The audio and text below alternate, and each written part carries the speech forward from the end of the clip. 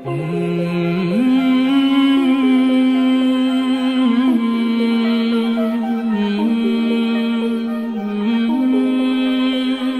Video میں آپ کہہ رہے ہیں کہ سنت نماز پڑھ لو تو ثواب ہے اور نہ پڑھو تو گناہ نہیں، تو رفع الیدین بھی تو ایک سنت ہے۔ اس کے اوپر میں تفصیلی ویڈیو ایک ریکارڈ کروا چکا ہوں۔ سنت چھوڑنے والے پر لعنت، یہ ویڈیو آپ دیکھیں۔ رفع الیدین جو سنت ہے نا، یا سنت سے مراد طریقہ ہے، جو نبی علیہ السلام کا طریقہ چھوڑ دینا وہ لعنتی ہے، سیدھی سی بات ہے۔ ایک ہے الگ سے کسی چیز کا سنت یا نفلی ہونا، یہ بالکل اور بات ہے۔ جب آپ نماز پڑھتے ہیں تو نماز کے اندر آپ جتنی ایکٹیویٹیز پرفارم کرتے ہیں وہ سنت طریقے پہ ہیں، اس کو جو بھی بدلے گا نا وہ فرض نماز کے اندر کوتاہی کر رہا ہے، سنت نہیں چھوڑ رہا، اور فرض کا حلیہ بگاڑ رہا ہے۔ پھر رفع الیدین سے ہی چڑ کیوں ہے؟ پھر پہلا بھی نہ کرو، ڈائریکٹ جا کے اللہ اکبر یوں کرو، وہاں تو کوئی نہیں کرتا۔ ہاں میں نے اس پہ کہا تھا کہ ٹھیک ہے اگر رفع الیدین چھوڑنا ہے پہلا بھی چھوڑ دو، تو ہم آپ کے ساتھ ہیں، تاکہ ہمیں یہ کم از کم یقین آ جائے کہ آپ کو غلط فہمی ہوئی ہے۔ یہاں ہمیں یہ یقین ہے کہ آپ دو نمبری کر رہے ہیں، آپ کو پہلے کے سوا جو باقی ہیں ان کے ساتھ چڑھا ہے، تو یہ بات ہے۔ تو جو نبی علیہ السلام نے سنت یعنی طریقے کے طور پہ بات تعلیم فرمائی ہے، فرض کام کو پورا کرنے کے لیے وہ اسی کے اندر داخل ہے، اس کو آپ سنت کہہ کے الگ نہیں کریں گے۔ اور رہ گیا جو نماز کے ساتھ سنتیں ہیں وہ فرض نماز کا حصہ ہی نہیں ہے۔ مسلم میں واضح حدیث ہے، اما عائشہ سلام اللہ علیہا سے کسی نے پوچھا کہ نبی علیہ السلام کی نفلی نماز کتنی تھی، اور نفل پتہ ہے عربی میں کس کو کہتے ہیں؟ فالتو، فالتو، ایکسٹرا۔ تو اما عائشہ نے پتہ کیا فرمایا؟ نبی علیہ السلام میرے حجرے میں 4 رکعتیں پڑھتے نفلی یعنی فالتو، جسے آپ سنت موقدہ کہہ کے فرض بنایا ہوا آپ نے، اما عائشہ اسے فالتو کہہ رہی ہیں۔ یہ سنت کی ٹرم فقہا کی ہے، حدیثوں میں صرف نفلی ہے۔ 4 نفل پڑھتے اور اس کے بعد ظہر کی نماز پڑھتے، اور ظہر کے بعد 2 رکعتیں میرے حجرے میں پڑھتے۔ اما عائشہ کہہ رہی ہیں ظہر کے بعد، تو ہمارا مولوی کہتا ہے ظہر دے نال۔ دیکھو میرا دماغ کتنے گیا، ہائے ہائے ہائے، اس میں پتہ کیا الفاظ ہے؟ ظہر سے پہلے 4، اور یہ بھی نہیں کہ ظہر کے فرضوں سے پہلے، نہ۔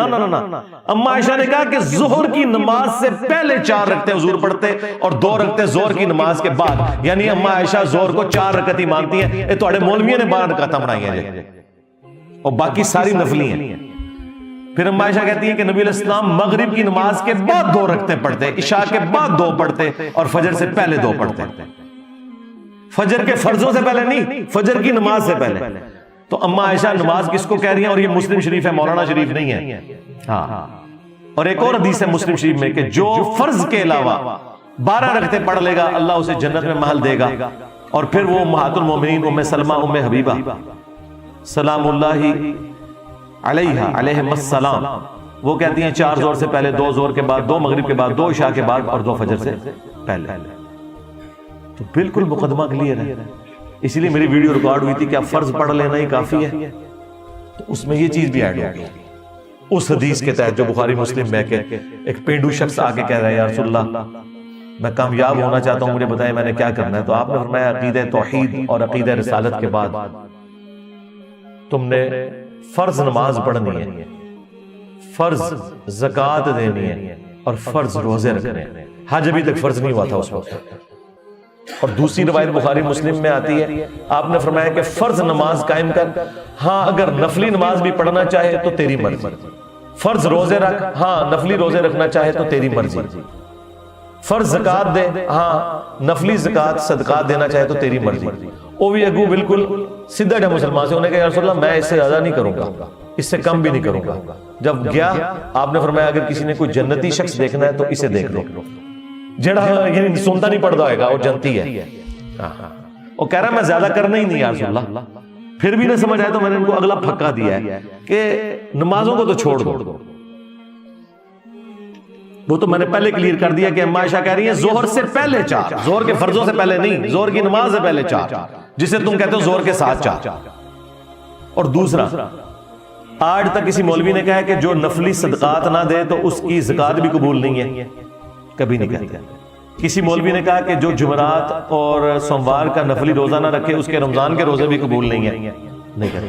تو نمازوں کے ساتھ جو نفلی نمازیں ہیں ان کو کیوں اس کے ساتھ جوڑ دیا ہوا ہے؟ ادھر کیوں آگے کہتے ہو کہ جو یہ سنتے نہ پڑے اس کی نماز بھی نہیں ہے؟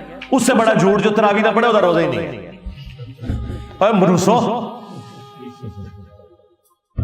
بقول مارے مصباحی صاحب کے منوس کولویں گلاں بنائی ہیں۔